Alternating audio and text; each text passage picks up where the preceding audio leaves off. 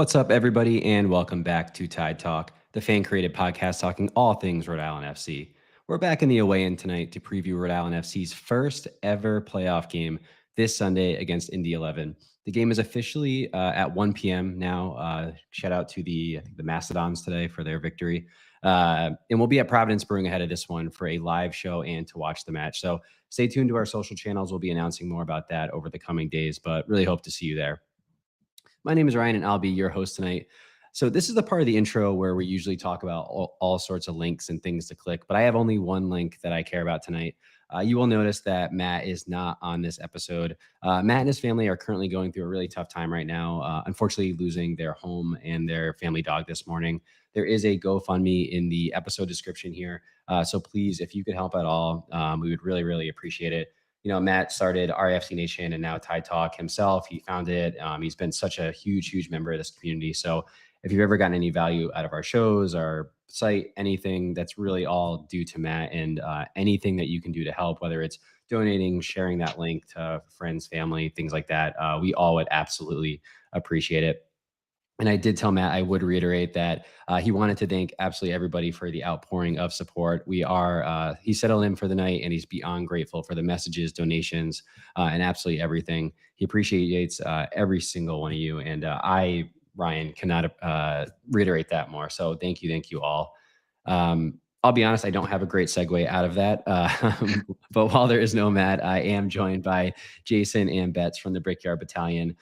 Betts is a long time, fan here, and also is streaming from the hospital today. So this show is all over the place. Congratulations, Betts, on the birth of your child. So tonight, let's cozy up, let's crack a beer, and let's dive into this one as always. Jason, we'll start with you. How you doing, man?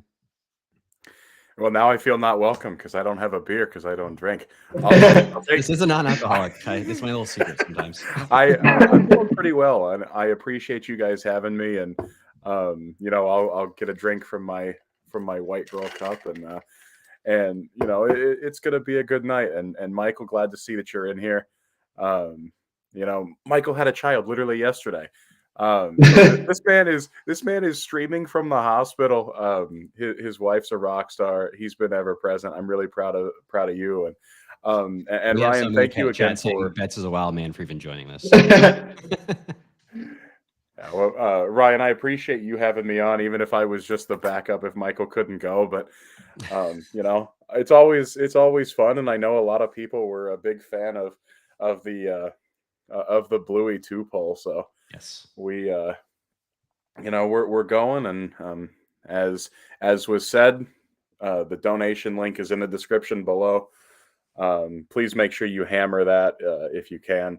It's all love from our end as well. We want to send our best that way. Awesome. And yeah, Betts, how are we doing? Tired? Sure.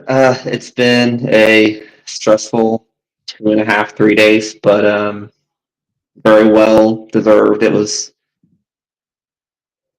humbling, just kind of seeing everything that's happened in the past just a couple of hours. But no, anytime I get a chance to come on, talk to you guys about the great sport we love, it's always fun, and we need a little bit of stress reliever at the moment. Yes. It's good for all of us right now.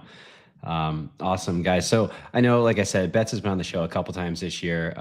We've gotten to actually talk to you at two very funny different points in the season, and now we're at the crescendo here. But just before we get started, I know, Betts, you've talked to us about your podcast before. Do you just want to give the people who might not have heard from you about that? Yeah. So I am one of the hosts. I'll try to get somewhere that's not quite as echoey. I'm one of the hosts of Cue the Smoke. It is a podcast that we started a couple years ago to talk about all things Indy 11. We just put an episode out this week or last week, kind of recapping what the regular season finale was and looking at the playoff picture, both our game coming up Sunday and any possible outcomes from that. We're on social media at Cue the Smoke, Spotify, Apple, Google, all the podcast places at Cue the Smoke. Kind of a bi-monthly episode type of deal. Get as many things to talk about to try to extend the episodes. So that's who we are. Awesome. And Jason, can you just talk a bit about your involvement with the Brickyard Battalion? Yeah, so first and foremost, Michael's my capo partner, so he and I go into the stand in the first half every week to go lead the BYB. But I've been a member of the BYB basically since its inception. Also, thank you, Matt. I tried to have the actual two pole back there, it just didn't want to work. But I've been involved basically since its inception. I've been a member since 2011. Let's see, in 2011, I'd have been like 15.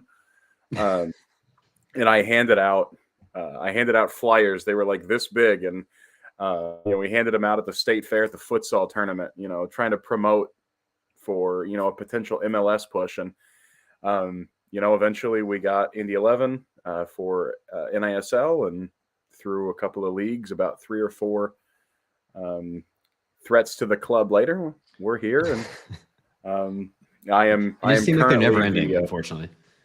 Yeah, but that's soccer wars in the United States. Yeah. But I'm the merchandise and design chair of the BYB, and so I handle our merch. I do a lot of our TIFO art, stuff like that.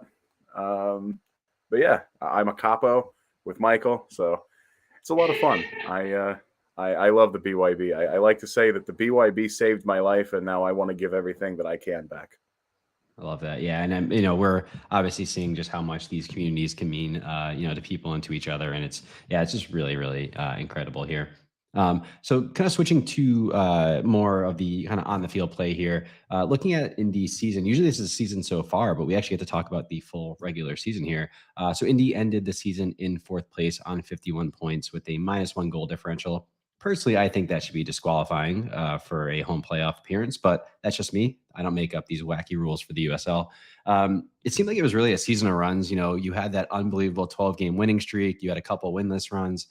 Your draw, win, loss in your last 5. So, Bets, I know, like I said, we've talked at different points this year, and it's been some highs, some lows. Now that we're at the end of the regular season, how are you feeling about this season? Yeah, it's funny. If you would have, you go back and you look at episode 1 version of me, there was no question that we're making the playoffs. Oh, yeah. Look at episode 2 version of me. Oh my God, this team's a dumpster fire. There's no playoffs at all. I'm glad we got to this point. I remember after the second episode, I legitimately was like, was that the same guy we talked to the first time? Yeah, there was a lot of doom and gloom at that time, which I think Jason could agree it was somewhat warranted. But no, we finished the season out strong. Obviously, the semi-cup open final, which is nothing to sneeze at, but it's been a very big year for the club. Obviously, with all the stuff that we talked about the first time on.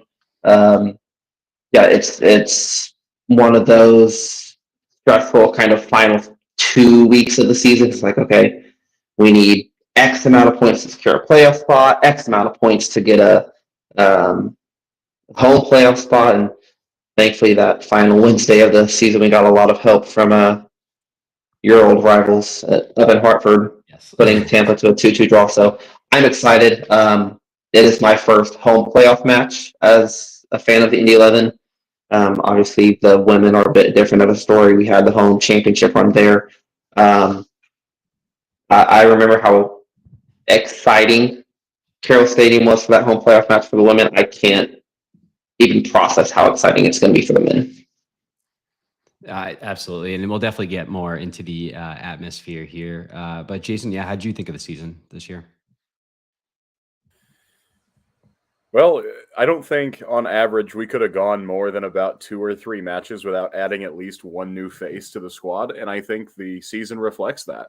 I mean, honestly, if you take a look at all the different player acquisitions that occurred during this season, it probably does average out to once every couple of games. And honestly, the squad played like it.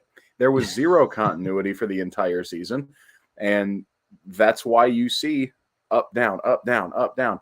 And I think that's brilliant for next season, because I think we finally found a formula that kind of works. But for this year, these guys have all been together for like 3 weeks since we got probably Hayden White, I think, was our last signing. And so these guys, these guys have been together for just long enough to know each other's names, and here they go into a playoff run. And so I think as far as talent is concerned, this team has as much talent as anybody in the league, but I think the results are very telling of the inconsistencies in not only roster construction, but just in form in general. Yeah, so we actually have a great question here from Andrew in the chat. So, like, why were those players added? Was it injuries? Was it opportunistic, underperforming pieces that needed replacing? I honestly think it was a bit of both. Yes. You go back to the beginning of the season, and it all started with the trade for Ben, who immediately improved the team.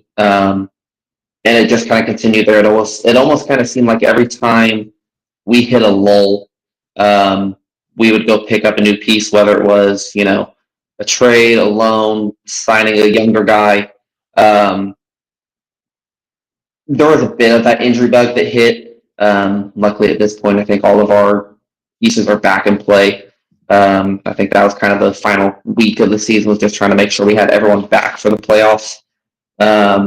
Yeah, it's been a mix of everything.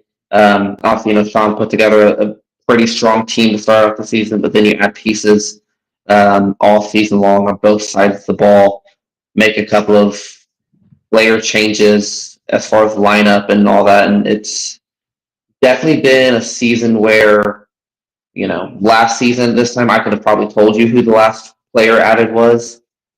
And even you could probably see my face when Jason said, "Oh, Hayden White was our last player." It took me a moment to be like, did we add someone after that? Like, I know we signed one of our academy kids, Loden Neidlinger, who's been absolutely phenomenal for us, and I can't wait to see what he does throughout the rest of his career.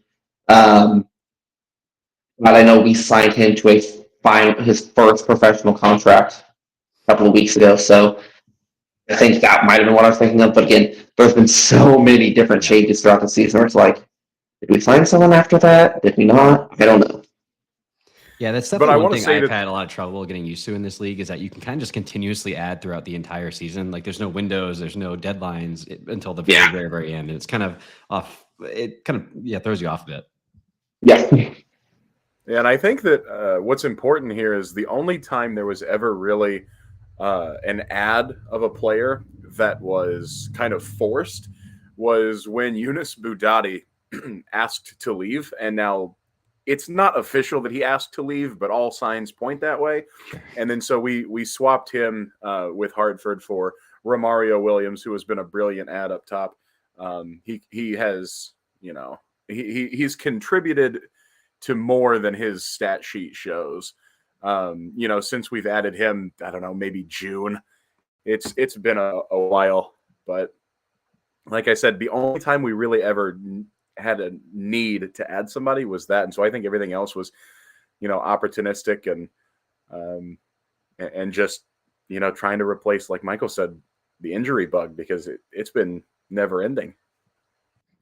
Absolutely. So, as we look to kind of keep recapping your season so far, we do, after matches, ask our fans to write in about either good, bad, or the ugly, or good, better, best, depending on if it was a win or a loss or a draw, or kind of how we were all feeling here. So I will give you guys dealer's choice here if you want to do good, bad, or ugly, or good, better, best. You did get the 4 seed in a home playoff match. So who wants to start here?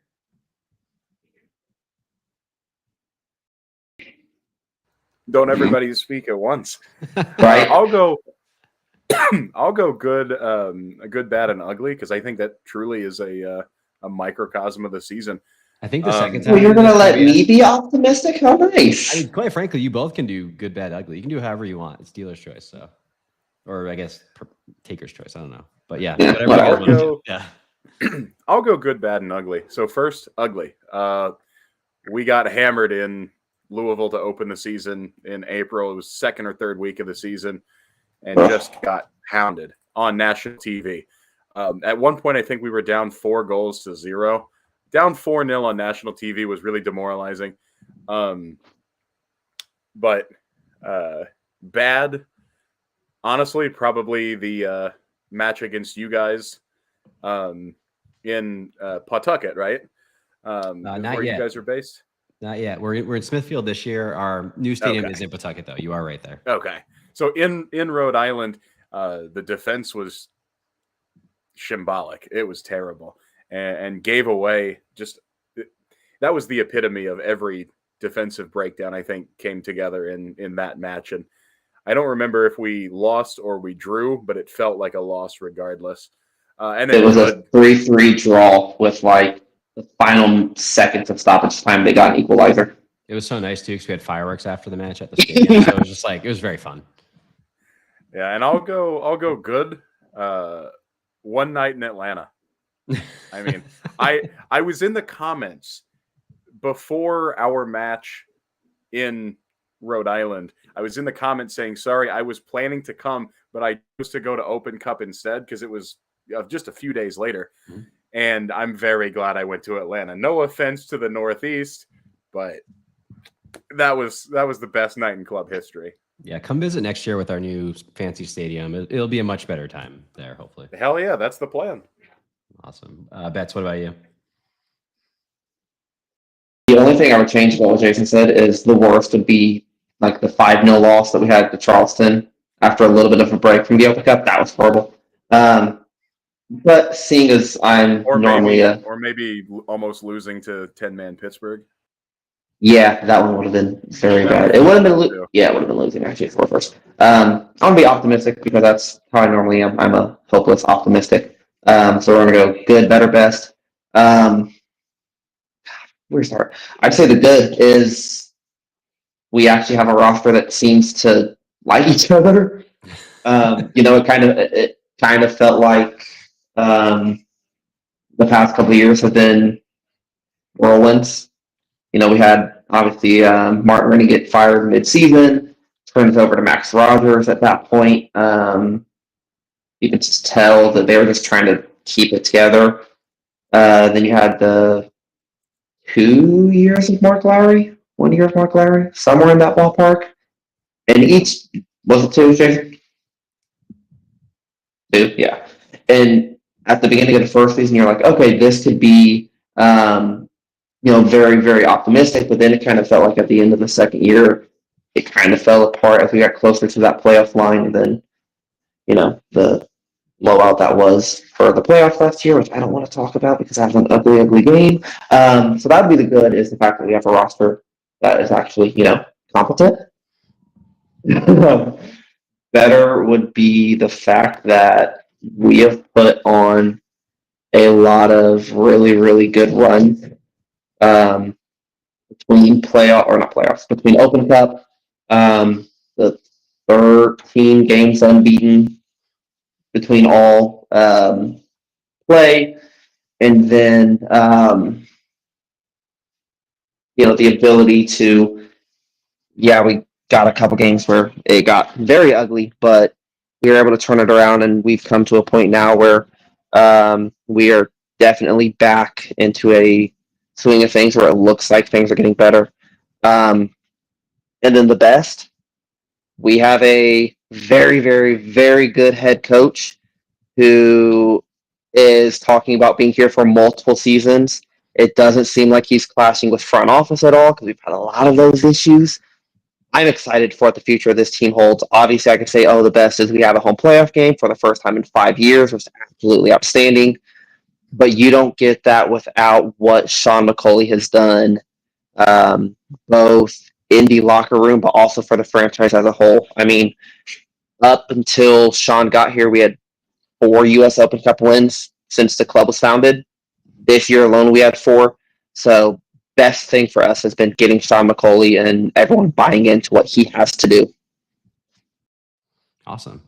So one other segment we do after matches is we ask our fans for their RIFC in 3, and that's when they describe the match that just happened with a 3-word review. So for you guys, you can either take it as the season that has just come for 3 words, or what's to come in the playoffs. Like, how are you feeling about the playoffs? So I'll let you go kind of either direction there. But again, if anyone has one locked and loaded, feel free to go. I'm going to reuse my one from the first episode, which is interesting roller coaster ride. Again, I like it. That's 4 words, though, Michael. No, interesting roller coasters, a word, and ride. No, it's not. Stop it. Yeah, it is. It's one word. But no, it's one of those things where it's like when we talked about it at the very beginning of the season, it was we had a 5-3 loss to Louisville, then a 4-0 loss to Charleston, I think, at that time, and then we started the win streak. Since then, it's been, and then we got to episode 2, and it was like dark, depressing spiral or something like that. Again, anyone who didn't watch the first 2 episodes, those 2 are probably pretty close to what was actually said. But now it's one of those where we had that lull in the middle of the season, and now we're back to where. Thank you, Tyler. See, Jason, Tyler's got me. One word. Getting scrabbled in here. Unbelievable. It's that As Louisville and it's listed- Tennessee education. As it's listed in the dictionary as 2 words. Oh. Or at least in Merriam-Webster as a dash. It is a dash and 2 words in Webster's, but not 1 word in Webster's. I don't thought there make might be a it. controversy tonight as we were diving into the playoffs. I did not expect there to be the controversy. Well, as I can say with having 2 middle names for my son, putting 1 hyphen does make it 1 just longer name. Just saying. Anyways, no. But no, it's been one of those where, we had that very bad lull in the middle of the season in between the 2 Open Cup games, but since then we've kind of gone back up on that swing, and it's been very, very fun recently. And I'm excited to see obviously how the playoffs go. It can't get any worse than it was last year. That is definitely one way to look at it. Jason, what do you got for us?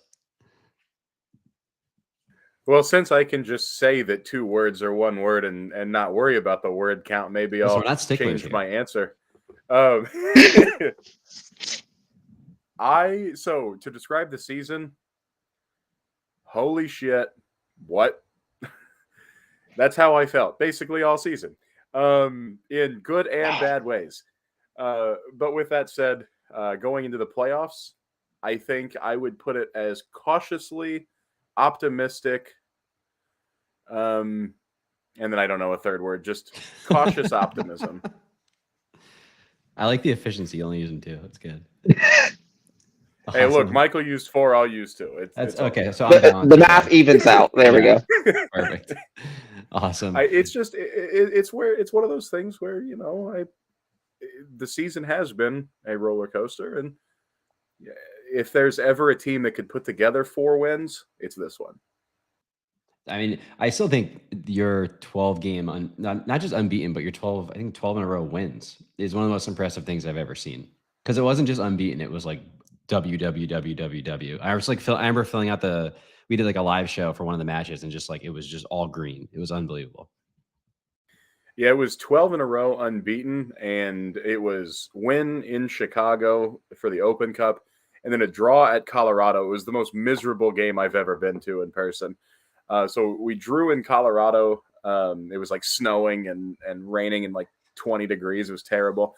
And then we had 10 wins in a row in all competitions. It was from like April 27th to June 15th or something to the effect of.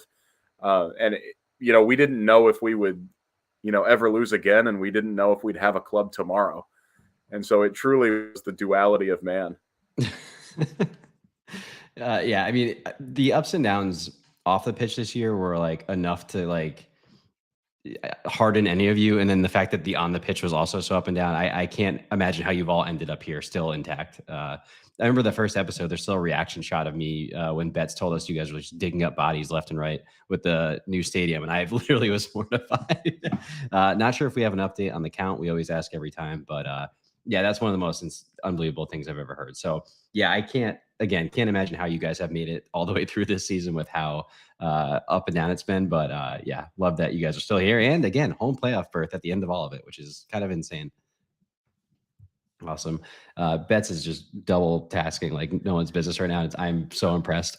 Yeah, it's a home playoff berth and a baby berth for Michael tonight. I know, it's unbelievable. So It's been very fun.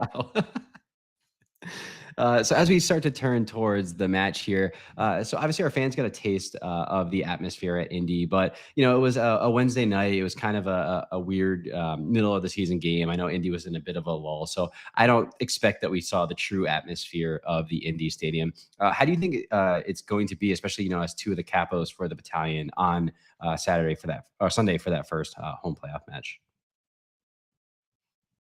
Jason, I'm gonna go with you because I'll go ahead. I'll go ahead and go because Michael's busy trying to find himself a good spot. If I have anything to say about it, it'll be the most hostile atmosphere that you guys have played in all season. beautiful. But I think that a Sunday 1 o'clock in the afternoon game is probably for the best for people to get into town. Taylor Swift is also in town this weekend, and so it's going to be just a mess downtown. And so to have it on Sunday at 1 o'clock, they're only going to be competing with the Colts, and that's only if the Colts get flexed, which we all expect that to happen. But the Colts are currently the Sunday night football game, I believe, this week. And so if the Colts don't get flexed out of Sunday night football and Taylor Swift is on at 7, we're the only show in town. And so that should keep the people choosing other things to a minimum. And so I think it'll be as good of an atmosphere as we've had all season. Maybe not as hostile as the Lou City match a couple of weeks ago, because that one always just draws out the ire of everyone. But I think it'll be at least comparable to that. And Michael has not gotten to experience this yet. I'm really looking forward to seeing his reaction because they're so much fun. The last home playoff game I believe that we had was the Eastern Conference final against Lou City in 2019, which was the biggest heartbreak I think I've ever had as an Indy 11 supporter, because that was our championship to win. And so I'm ready to get back to it. I'm ready to get back to it, be loud, and hopefully have Bluey and Bingo up a lot. Awesome. Yeah, it's funny that you bring up Taylor Swift. We all thought that was the reason why they weren't announcing the time of the game for a long time. Some sleuthing by Timmy and Matt Hands from our Tide Talk guys. They did realize this whole kind of potential scheduling problem with the women's soccer game ended up being the real reason, but we all were convinced it was going to be Taylor Swift for a while. I wasn't entirely sure for the longest time. I figured they were just trying to figure out what would be the best way to get fans in and out of the stadium. I was still pushing for a 5 o'clock kickoff. Get all the fans to the tailgate before downtown gets too crazy. Game starts at 5. It's over by 7. The concert's just now started, and it's good to go. But I'm fine with a 1 o'clock kickoff. I mean, it might get a little bit questionable leaving Indy, but yeah. But it won't get cold when the sun goes down, so that's obviously That's a the plus. thing. Especially if I intend to bring my, he'll be 5-day-old child to the game. Hey, we need to indoctrinate Cole immediately. Yeah. If his mother allows him to be there, you got to bring him. Yep. No, I think it's, again, I kind of talked about the atmosphere when I brought up the women's matchup at home, and it was kind of that same midday atmosphere. Granted, it was right before a men's game. But that women's championship game was one of the loudest I have ever heard. Nice voice crack there, Michael. It's the loudest I've ever heard the mic rock. And I do truly think that it's going to be louder Sunday than it's ever been at the mic. In my time, I know that's only like 4 or 5 years at this point, but it is something that I truly think it's going to be a great atmosphere. I think it's going to be one of those games where you're watching on ESPN and you can probably hear every single word the BYB will utter just because of how loud and maybe just a little vulgar, maybe a little bit.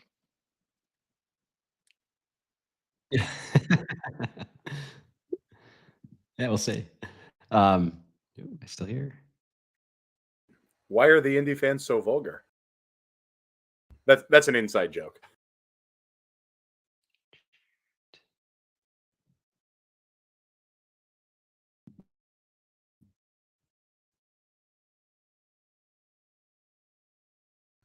All right, so since Ryan has been frozen, This is now the Indy 11 Talk podcast here, hosted by Jason and Michael.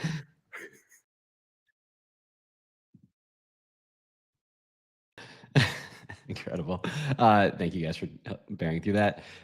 Cool. So I know a lot of our fans have been exposed to Indy kind of with our 2 matchups this year, but as you've mentioned, there's been so much kind of roster turnover. There's been kind of players who've been injured coming back. So who would maybe be 3 players to watch for this one, as we rounded into the end of the season?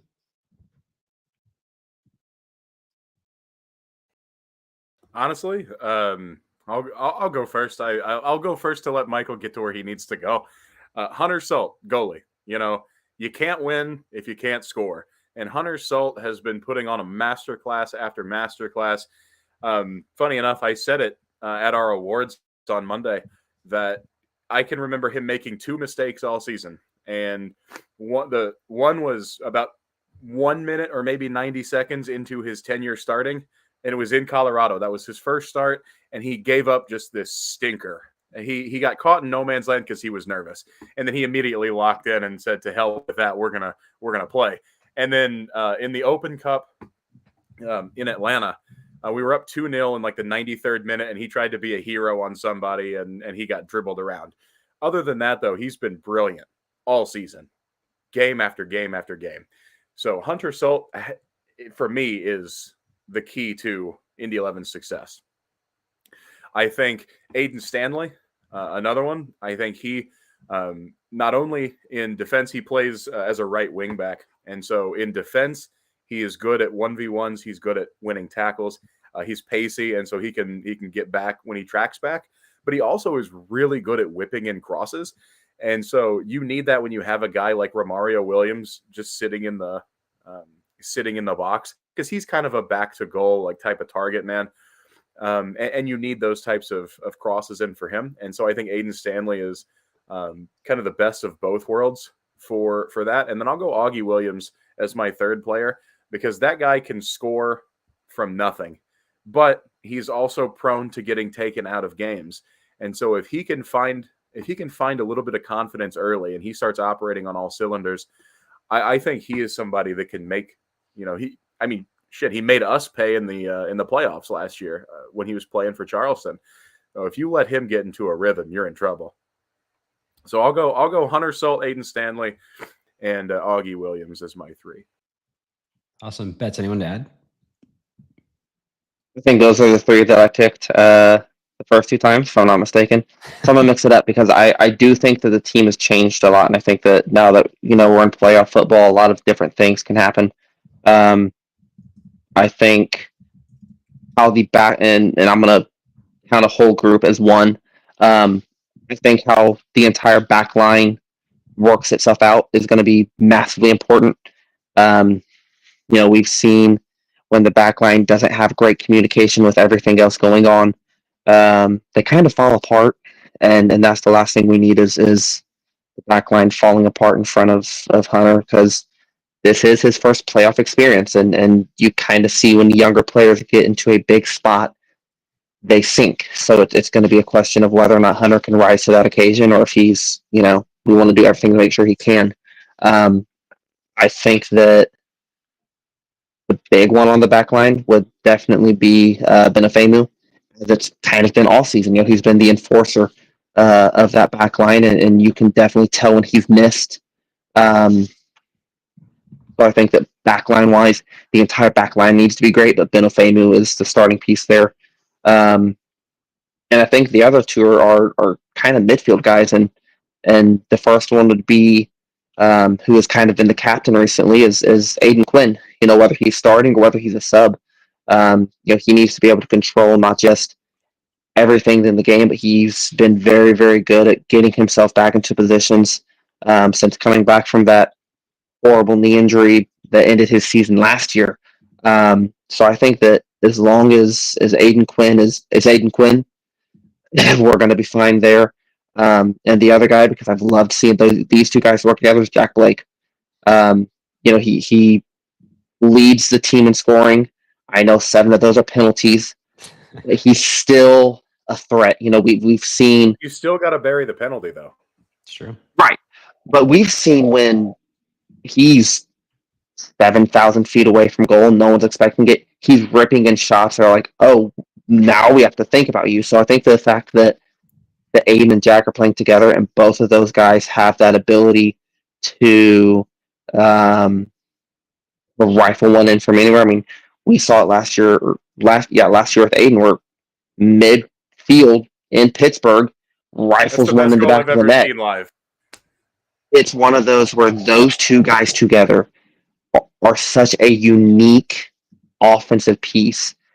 And I think that as long as both of those guys go, it's going to be a very interesting offense. And hopefully you guys leave Lawrence Witten wide open on a corner kick, or no, it was a free kick from just outside the box. Hope you leave him wide open again. He can just bury one right there. That does sound very kind of us, but I hope we don't do that. You just mentioned Aiden Quinn there for subs. Any other super subs we could look out for? Shout out to Nate Ski if he's in the chat for that question, as always. There's definitely one. And I think for the most part, Jason would probably agree with me. Because Logan Nedlinger has jumped into the starting lineup, so I can no longer use him. Elliot Collier, he's been one of those guys that he's had a lot more goals than I expected him to have, I think. And I think that it's because he had the experience with us before, and then he went to the US or the MLS with Chicago Fire. But I think after that, he has just kind of proven himself to be, very important to this roster and how we set up. Yeah, I will 100% back the Elliot Collier take. Another guy, and it depends on if he's considered a sub anymore. He's gotten a couple of starts recently, but he had been coming off the bench, is Malik Foster. Malik's individual brilliance is it's dangerous at any time, basically anywhere. And so what he brings is, I think it plays up off of the bench. I think that makes a bigger impact in a shorter time when legs are starting to get tired. But he's class, whether he's starting or he's off the bench. But if he comes off the bench, he is a very, very dangerous super sub to go on top of Elliot Collier, who, we joke about Elliot's inconsistencies, but truly he has shown a lot of skill this year that we didn't see out of him the first time 5 years ago or 6. And so he's been a pleasant surprise to see how far he has really come in between his two stints. But I'll second that, and I'll go with Malik Foster if he's coming off the bench too. Yeah, Malik Foster scares me. He's just that classic player who just is terrifying. Maybe he's not scoring or assisting all the time, but he just is always a threat just because of his dribbling ability and pace. And that's always, as someone who played fullback, just terrifying to me. All right, everybody. So as we get to the keys to the game, make sure you start getting those score predictions in the chat here. So with the keys to this one, if Indy were to, I would usually say keep all 3 points, but this time move on to the next round of the playoffs. What do you think needs to happen? And then kind of vice versa, if Indy were to lose, what do you think would have happened? I mean, I think it's the same thing that I said in the previous 2 games. If the communication along the back line, especially on set pieces, falters, I mean, that's how you guys came back in the match to make it 3-3. That's how Louisville just came back to make it 2-0. If there's a lack of communication, it's going to lead to a lot of issues. And unfortunately, issues lead to goals. What does Indy do right if we win? Put the ball in the net. We know we can do it. We just got to keep doing it. Yeah, I was going to go the other way, but you hit it there. I think the key to the game is putting the ball in the net when the chances arise. This team, we know this team is good for at least one dumb goal conceded per game. So you start out the game -1, basically, when you're talking about Indy 11. We talk about Hunter Salt masterclasses, and he is brilliant, but at the same time, exactly what Michael just said, dumb goals. And so, in my view, I think because Indy produces so many good opportunities on goal, so many good chances, just got to bury them. If you bury all of your chances, or at least a good number of them, you're up 3-4-0 or 3-4-1, and that's demoralizing to your opponent. The problem is when we don't bury those chances, it becomes an opportunity to come back into the game. And that's what we saw in the match against you guys. It's what we saw against Lou City. And that's, frankly, that's what we saw against Tampa Bay just a couple of weeks ago. What could have easily been, 1-0 Indy or 2-0 Indy became 3-0 Tampa Bay in about 30 minutes. And as long as you put the ball in the net when you have the chance, you're going to do well. The problem is we don't know if we're going to be able. No, absolutely. So looking at the chat here, we only have a couple of predictions, but we have from everyone's favorite Decepticon, Evan here, 2-1 Rhode Island FC in extra time. It's a fun little extra there. Matt Hands also has 2-1 Rhode Island FC. Timmy Scafani has, he said 3-1 on Call Hog Corner. I know Kevin will never let me forget it if I switch now. So 3-1 RIFC it is. We got Andrew Quadros with 3-2 RIFC in extra time. Kevin with 3-1 RIFC. And Facebook user might be Coach Almeida, RIFC 2 Indy 1 here. So a lot of home cooking here on the Tide Talk podcast. But yeah, with you guys being our guests here, do either one of you want to go first for your prediction? I will absolutely take first shift here. I said that the first game would be a shootout. I said the second game you guys would absolutely dominate us. I'm gonna go the other way. I think that we finally have what we need together. I think that the boys in blue have a great chance to get not only their first home. They obviously have their first home game for a playoff in 5 years. I think they're going to get a big time win for their first home game in 5 years. I can see 3-1 Indy. I love your optimism. I said, hopelessly optimistic. Give me a 1-1 draw that goes 4-1 in penalties to Indy. Okay. I'm very nervous about how this game is going to go. But in penalties, I would take our penalty takers and our goalie over anyone else in the league, period. All right. So this one's going to be a little long, and I'm very sorry about that, everybody. So I have been on team, as people in the chat have alluded to. Indy's not good, and Indy stinks for a little bit now. While they had their incredible win streak, they've also had a lot of down moments of the year. There's a point where they went 1-1-6. They went 1-5-5. We were the one, unfortunately, during that time. But looking at their underlying metrics, they're 18th in the league in expected points, 15th in expected goals for, 16th in expected goals against. They're 20th in the league in expected goals against at home.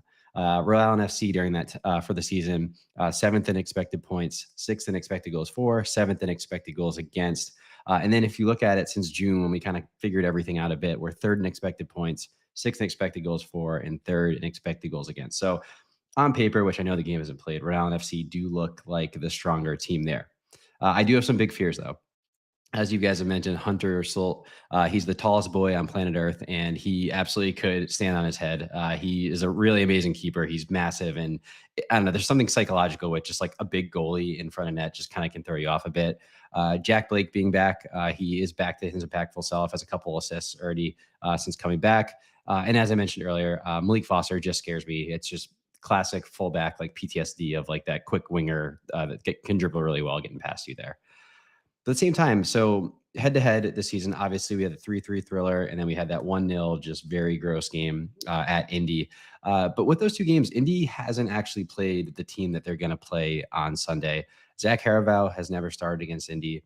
Noah Fuson has never started against Indy. Koke Vegas has never played a minute against Indy so far this season. So with those being back, with the we're familiar with that jag-off. Yeah, it's still strange to me because when we talked about the game on Cue the Smoke, it was like, we haven't seen their starting keeper. Not sure why, but we haven't.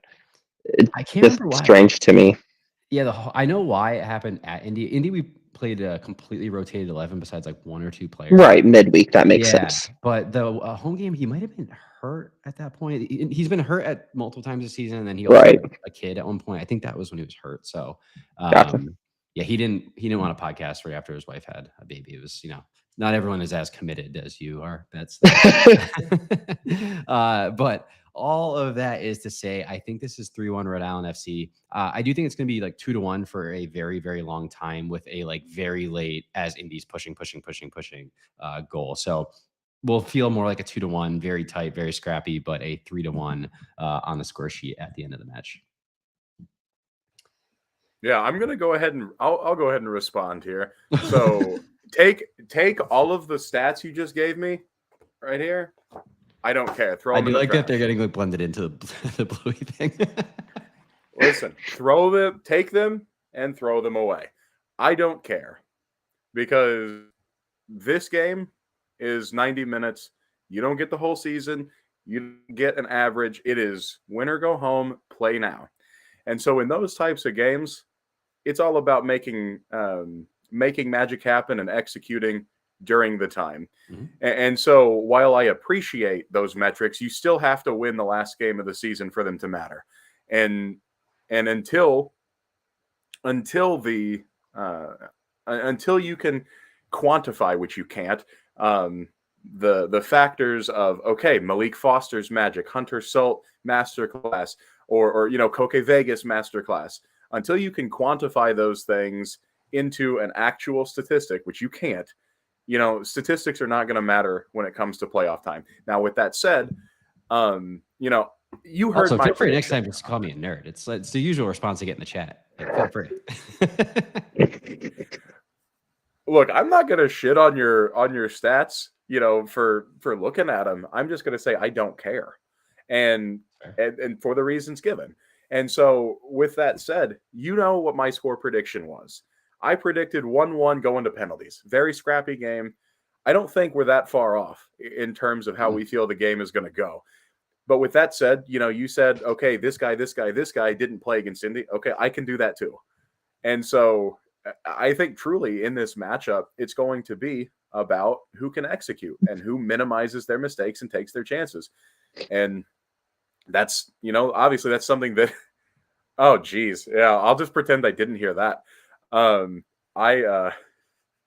pretend I didn't hear that. I thought we were friends, but I don't. Who are you a fan of? Chelsea was the first club to come to my hometown. They bought my support. They bought a lot of things, but feel free. Hey, they bought European cups too, which I don't see in your trophy cabinet. But, I love being a fan of a little club who's not up there yet. Great. No, so Jason, what you're getting at though is my bigger take is that knockout soccer and playoff soccer is actually the worst way to determine who's like the best team, because it's just such a game of variance. It's like one person misses their one chance, the other team hits their chance, and it all can come apart. So it is like you're saying, like we can't measure for like, is Hunter Salt going to have a huge game? Is Koke Vegas going to have a huge game? Is Koke Vegas going to have a huge mistake? Like we'll never know, because that would just be fortune telling, and then we can make a killing on the betting market. So my thing is when it comes to single game eliminations, it doesn't seem to matter, if it's at the end of a 7-game series or if it's just a singular game. It's all about what team shows up to play that day. You always hear the term for March Madness, just give me a ticket to the dance and we'll make a little magic. That's all playoffs ever are, and that's why playoff soccer is so much more fun to watch than most other leagues, is because these guys know everything it takes. And unlike, the NFL, stadiums definitely matter. And I think that it's going to be scrappy, but I think the amount of support that the BYB and the whole sideline that Indy will have of Indy fans is what's going to get them to that big win to keep moving on to the next game. And honestly, looking at the team, if there's any team of the 16 that won't be one of the 15 to end their season with a loss, I truly do think it could be the Indy 11 team. I mean, Absolutely. I'll be honest. I wrote all that up last night ahead of this, and you guys talking about what you're going to do as the battalion. I almost deleted it and went like 2-1 or something like that. But I was like, no, I have to stick to it. No, I do think it sounds like it's gonna be a really hostile environment. And while Rhode Island FC We're has gonna played try. in Derby, stuff like that, like we don't know how they're gonna respond to, right? They're a team that we haven't seen in this atmosphere before. So yeah, it's gonna. I'm genuinely just very excited for this one. I think it's gonna be fascinating. I'm just excited for the whole playoffs. The USL show did an awesome prediction, like a preview of the entire slate last night, which was incredible, and that just got me so hyped to just watch as much of this as I can. But Jason, I want to circle. I want to circle around real quick. I know we're getting to the final thoughts. I also think that this is the worst way to determine who's the best. And that's why I am very excited because, like Michael said, if there's any team that can put together a knockout run, it's us. And so I'm cautiously optimistic for that reason, because even against teams that are vastly superior in terms of talent, like Atlanta, they had guys that, they've been MLS All-Stars. They've played, in the Euros. They've played in Copa America for various countries. One of the guys played his last game before he went to Chelsea. And so those types of players, those types of matchups, we have won against already. We're not going to see a stronger lineup, even if it's Lou City or Charleston or whoever's supposed to be the best team in the league this year, Sacramento, whoever. I don't know. I don't watch the West Coast unless we're out there. I remember they were supposed to be pretty good, but whoever's lineup is not going to touch the talent of that, or Kansas City even. And we played fairly well against Kansas City. The 2-0 loss was not necessarily indicative of how close most of the game was. It was just individual brilliance for one goal and a mistake for the other. And hats off to them. They punished that mistake. But I think truly, if anybody can put together a run of 4 in a row knockout style, it's Indy 11. And your boy in the comments, D16, says Rhode Island or Indy will beat Louisville. Book it. I'm here for that. I hope it's us. But I'll tell you what, if we lose, I'll be the biggest, bandwagon RIFC supporter next week at least. And that'll be the 1 week that I hate watch Lou City if we do end up losing. But I'm very much like, don't rule North Carolina out. Like, I don't know, they're a weird team that can play like the fact that they had a 10-goal game the last time these two teams played, I think it was at Louisville, it was 6-4 win for Louisville. I said it on our show. Obviously, this is the game I care about most. That might be the most exciting matchup this weekend. I have a feeling they're now like destined for like a 0-0 PK situation. I'm just like they used up all their goals. There's no way, because especially North Carolina, they haven't been able to score all year, but they also don't give up any goals. So I remember thinking my phone was like broken when I checked the score of that match. Now watch. We'll have predicted such a scrappy game, and expected good things from them, and they'll have the 0-0 PKs, and then we'll have like a 6-5 shootout, and we'll run out of smoke. Yeah. You guys like, we don't have any more. I'm sorry. We thought that was gonna happen against Miami this weekend. We just completely halftime we were done. Stop. He's already dead. Yeah, it didn't. It shouldn't count as a full 3 points in the standings, but whatever. Awesome. Well, Betts, any final thoughts as we go to wrap this one up? No. Like we said, it's going to be a great game. If you guys have anyone coming out to the game, I think the lots are. No, we do. Gates are going to open at noon. The tailgate lot's probably going to open at 9 or 10, somewhere in that ballpark. Come on over, hang out. We're going to chill. I'm sure there's probably going to be some sort of grilling or something for breakfast. No, it's going to be exciting. I'm going to hop off here before it ends. I got to get back in there and help the wife with the newborn. So, it's going to be a great game. I love being on with you guys. I love talking. I still love the fact that at the end of the final episode, I was like, I hope that both teams end up making the playoffs, and I hope that this is the exact situation we have. So I'm glad I have it. As many of the kind words that Matt has said to me over the last couple of days, just getting through this situation, my heart goes out to him and his family. I can't imagine what they're going through. And I hope them all the best with the rest of the way with that.